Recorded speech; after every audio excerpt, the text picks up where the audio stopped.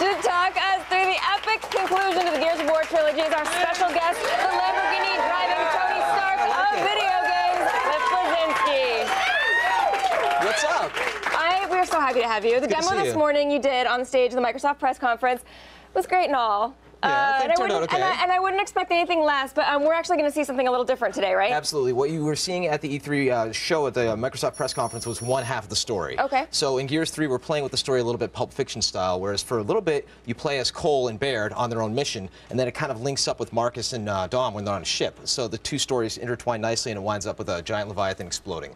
All right, well, let's check that out. We saw a little bit of Leviathan exploding at the Microsoft press conference. Spoiler. Spoiler, you guys win. Something blew up, yeah, surprise. Okay, so will you describe what we're kind of seeing right now and what we're so what you saw in the press conference was on the boat. And okay. I looked up at the bridge at the end of there where we were addressing Cole up top. And you can see Cole's on top of the bridge. He looks down before and sees the lambent Leviathan that's basically attacking the ship. And at this point, he's got to battle through to get to a crate full of tickers. Because Baird came up with this idea that he's basically just going to drop a bunch of tickers on it and hope it blows up. Which, as it turns out, it will. Cole's going to hopefully execute that guy. Ooh, Retro Lancer stab, and cut his throat, and he's dead. And so he's going to try and work to this kind of fortification that's at the front. Got a Troika turret over to the right that's trying to take him out. Now he's going to get the Vulcan, which is this machine gun that we have. It's actually a two-person gun. It just completely annihilates everything. It's one of the most bad guns in the universe.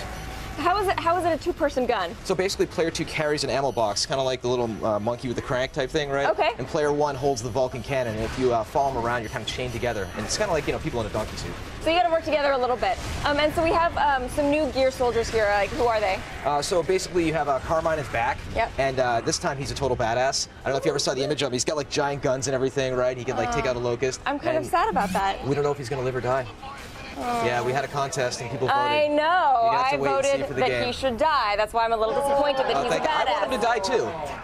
I respect tradition. What can I say? Do you see? This is the one shot we have right here. This is a gun that's like an elephant gun, and it just went right through the boomer shield right there, and it basically turns your enemies into pink mist. And so you also have the Retro Lancer, which does not have the chainsaw attachment to it. No, it just has a big old blade on the end of it, right? Okay. And it's one of those things, if you hold the B button, you can actually do kind of a charge and stab people and pick them up in the air. It's a very powerful gun, but it kicks like a mule. Okay, so we'll be a little cautious of that one. Yeah. Okay, so what kind of changes? Okay, right now I should say while we're looking at it, we're yeah, this is the part where at the end where we dump the tickers on the lambent Leviathan and it winds up popping and blowing up. And so after this, everybody kind of reunites, and they go along their merry way on the quest to potentially find Adam Phoenix, Marcus Phoenix's dad. Except the boat doesn't fare so well. No, the boat doesn't do so hot, and it's kind of this theme of them basically kind of messing up everything they kind of touch inadvertently, right? The boats, they're at the sea, they think they're safe, and of course they're not, because if they were safe, there'd be no game, right? Right. So all hell breaks loose, and then they have to save themselves. And so what kind of changes are players going to notice from Gears 2? Well, it's going to work online. Okay. Yeah, that was one of the things. We figured out matchmaking. I mean, one of the things, the game was originally going to come out in April, and Microsoft said, let's put it out in September, and we're like, oh, holy crap, we can finally do a beta. The beta was a huge success. We have over 1 million pre-orders. We had tons of players in on the beta. I don't even know how many people wound up getting killed in the game. It was tons of them.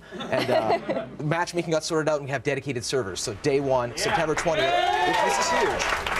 I'm of the belief that if you're going to ship a shooter in 2011 and beyond, you need to have dedicated servers. So we ponied up for that, Microsoft ponied up for that, and it's going to create an amazing online experience. I think that is something that a lot of gamers are going to be able to get behind. Yep. So there's also the silverback mech. Yes. This is something everybody's really excited about. It's one of those truths in life, like farts are always funny. If you add mechs, everything's better, right? And it's like we have this giant mech. So beautiful. Giant, and monkeys make everything funnier too. Yeah, but it's just like a giant mech that you actually hop in. Okay. It's kind of like a mechanical loader, and you can actually deploy in it, and somebody can take cover on it. So it's kind of one of those other ways you can play in co-op. The left arm, if it's a rocket launcher, right arm is a Gatling gun, and it's just basically a walking tank. That's pretty awesome. Okay, it looks actually like we're about to go get some silverbacks right now. Yeah. And, so this is the part where the Leviathan's attacking the ship, and the tentacles are kind of closing in and making these crates go, so you actually wind up getting, hopefully not getting smushed.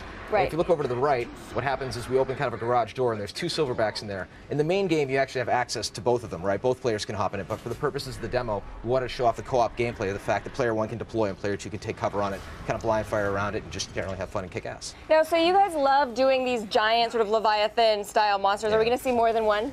I don't want to spoil it, but there's a little bit. There's a little bit that was teased in the War Pigs trailer that came out. You saw something that looked like a giant beetle from hell. That's Queen Mira's steed that she rides in on. You actually get that exclusive information here, by the way. Oh, I'm hooking you up right here. Yes. And it's pretty tough. All right, let's stay right here. We have got more gears on the way, but first we're going to check